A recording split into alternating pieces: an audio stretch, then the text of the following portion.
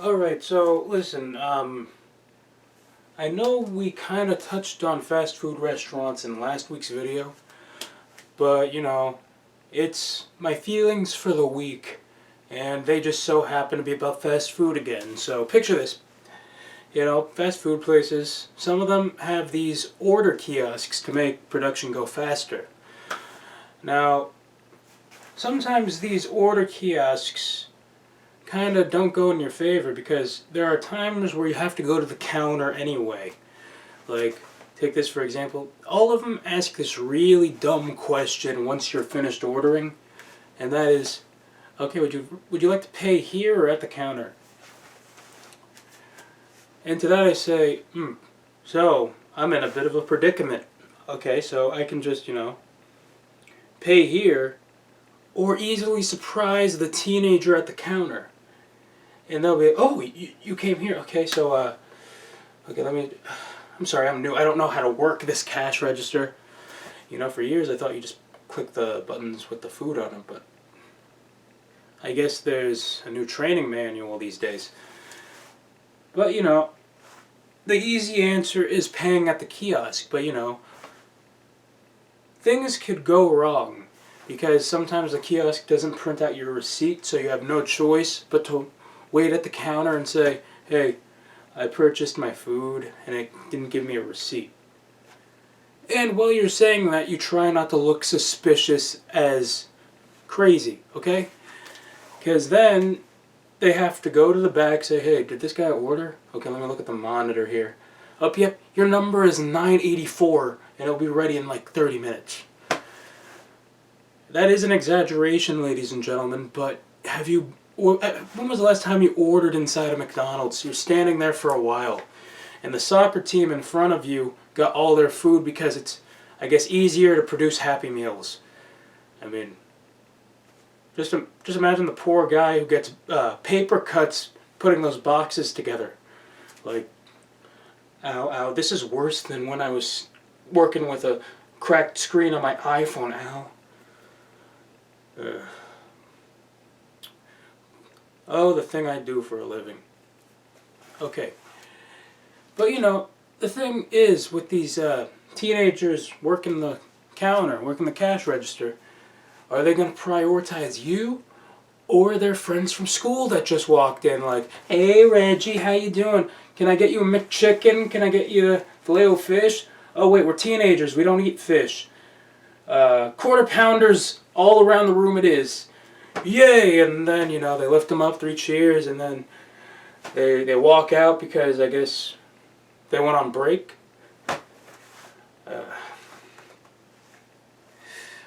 Here's another thing, ladies and gentlemen.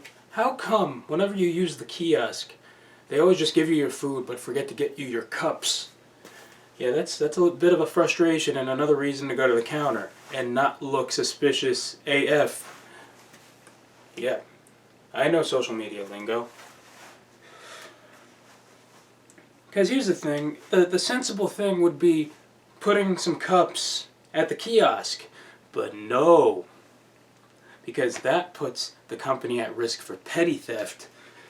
And aren't you already falling victim of petty theft all the time? Because, I'm standing behind people ordering. And then I hear, okay, the combo meal, you want to drink with that? No, I don't want to drink with that, but I will take a cup for water. And so they go to the fountain, but this water that they speak of looks slightly tinted and it's sparkling. So my question is, are they caught red-handed, or do they get off easy, mellow yellow? Okay, so longer cold opener. Confusing punchline at the end. Listen, daylight savings time just happened, and I can foresee this is an hour I'm not getting back.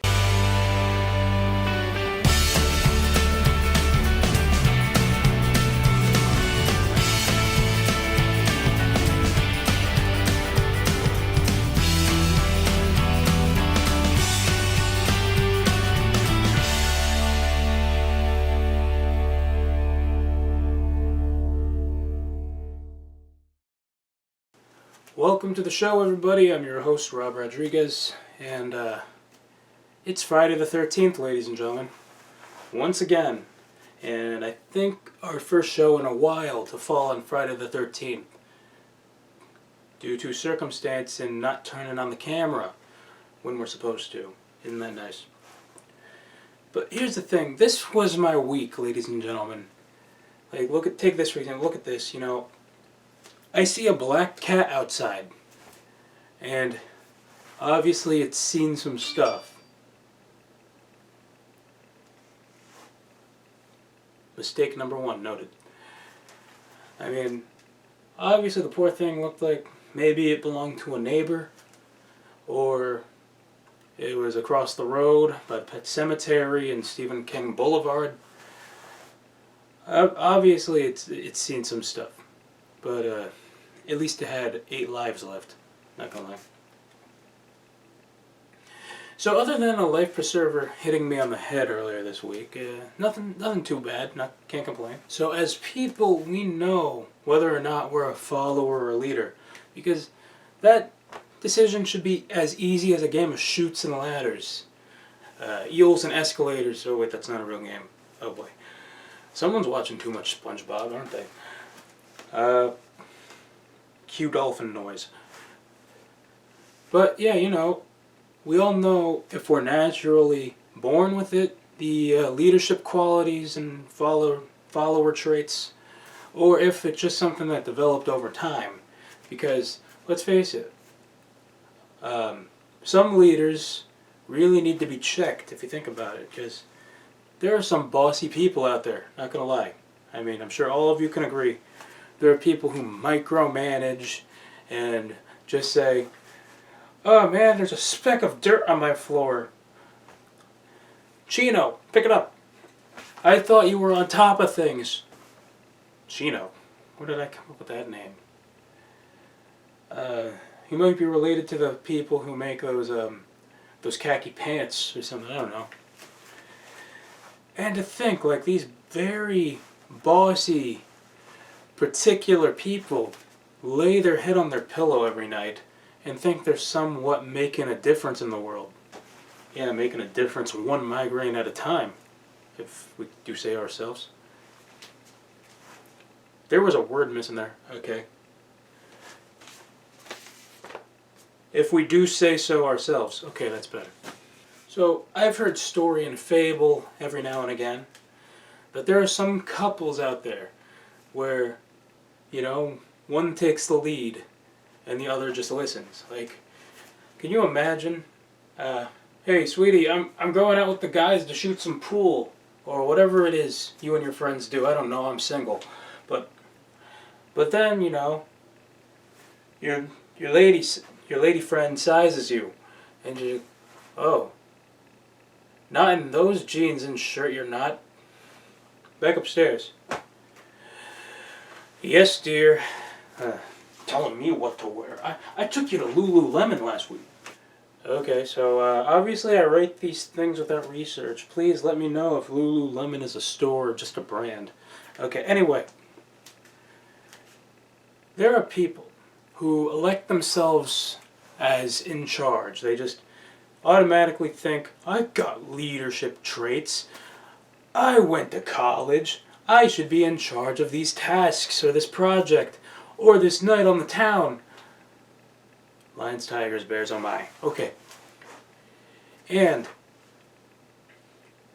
they're basically like the Fred from Scooby-Doo during these things. Like, okay guys, I decide if we split up, gang.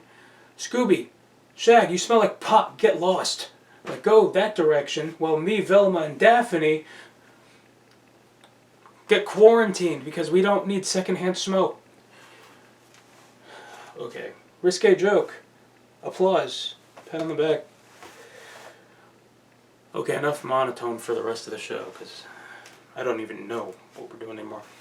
Speaking of which, what did Fred even say? Like, Shaggy's thing was zoinks. Daphne's thing was jeepers. Velma's thing was jinkies. Refer to TikTok, because that's a trend right now. The Velma, I can't find my glasses trend. Let's That's what's been going on in the For You page. And of course we all know what Scooby says. His first, middle, and last name. But what did Fred say? Hey gang, I got a coupon for Men's Warehouse. Don't touch it. Where am I going with this? So the question is, what makes a good leader? Now, I think a very strong trait should be common sense.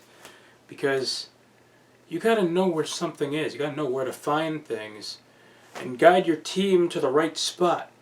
Like, I could be over here saying, hey, it's right there. Like, I'm pointing right at it. And then this so-called leader is like exploring. Like, I can't seem to find it. Where is it, you know? Is it over here? Maybe I should go on Google Maps and see if I can find the destination. There's no address. How are you going to find it? Listen, I know what I'm doing. If you know what you're doing, why are you entering through an exit? That makes no sense. Alright, so take this one for example. When I was younger and in school, we used to have these cold blue hard chairs to sit on while we were studying, and in front of the room you saw the teacher's desk, which, you know, had the computer, the hand sanitizer, the rolling chair. I mean, it was just the pinnacle of responsibility. And whoever was brave enough to just take that chair while it was vacant, I mean, as you're sitting down, the choir sings, and you just feel this overwhelming push of authority as you're taking that seat. You know, with great power comes great arrogance, because what are you doing in your teacher's chair? Go back and study at your own seat, you jerk. Alright, what's next to come? I'm sorry, I gotta sometimes check back. Let's see what we have left. Oh, okay, thank you. Well, we have a lot of show to fill, so that being said, I'm gonna need a minute.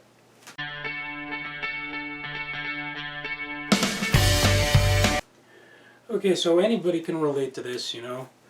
You're at home and you're comfortable. You're just sitting back watching TV or whatever it is you watch, whatever it is you do, and you just remember, it hits your mind. Oh, I still got to get the mail. But you know, you just don't want to get up just yet, you know. But you know, that package can wait, and you know, we're all hearing about porch pirates. Yeah. But as you probably guessed, hesitation cost you an Amazon purchase. We're not all graced with the Ring doorbell now.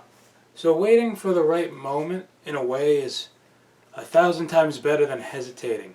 But you know what's worse? Flinching, because it's like a reflex and it just messes you up every time.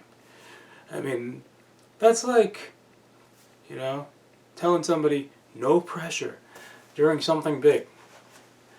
And telling an actor good luck, or saying, don't let Final Destination 5 scare you, to a gymnast who's about to go midair. You know, deep inside, I hope that someday everything gets finished, and giving up is no more. Also, this has nothing to do with it, but I want Conan to go back to being an hour. Doesn't hurt to dream. It's time for that weekly list known as the possibility list. It's kind of like when your Snapple cap gives you irrelevant detail. Mistake number 2, duly noted. Let's try that again. It's time for that weekly list known as the possibility list. It's kind of like when your Snapple cap gives you irrelevant details.